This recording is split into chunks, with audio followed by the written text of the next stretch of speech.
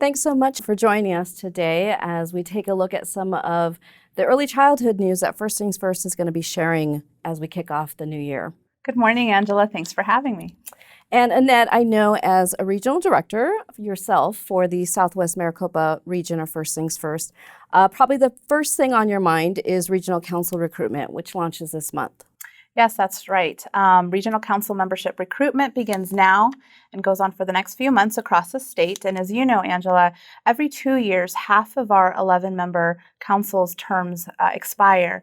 And although some of our council members may reapply for another 4-year term, we always encourage council members or community members to apply. Anyone who is interested in making a difference in the lives of a young child, we encourage to apply to serve on one of our councils. Yeah, and we are really grateful for all of our committed volunteers.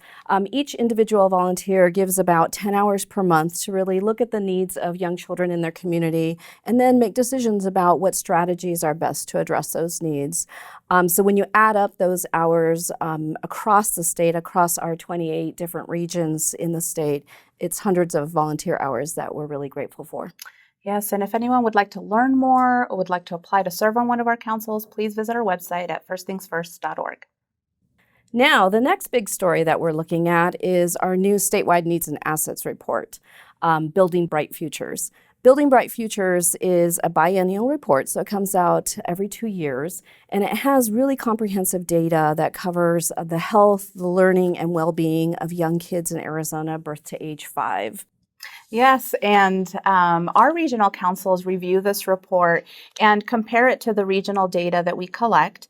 And this helps gives council a more complete picture of the needs in the communities, any gaps in services, so that councils can make decisions on where to focus their efforts. Yeah, it's a great resource for anyone who's interested in gaining insight into some of the challenges that our young children face in the state. For instance, we know that in Arizona, more young kids, about 26%, live in poverty, which is higher than the national average of about 22%. So you can find all kinds of data and statistics like that to really help us understand how best to help young kids in Arizona. And if anyone is interested in finding that report, it's located on our website, firstThingsFirst.org, on our publications page. And Angela, now that we are in the year 2020, one of the big news items this year is the 2020 census. Yeah, for sure. In the last census in 2010, about 1 million young children were missed in the census. An estimated 1 million were missed.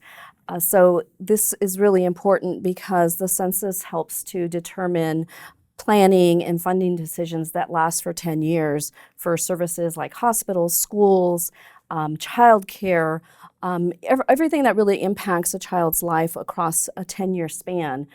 So it's really critical that we make sure that everyone is counted in that census. Yeah, and I know at First Things First, we utilize census data to on the number of children living in each of our 28 regions, and funding is determined based on this data as well.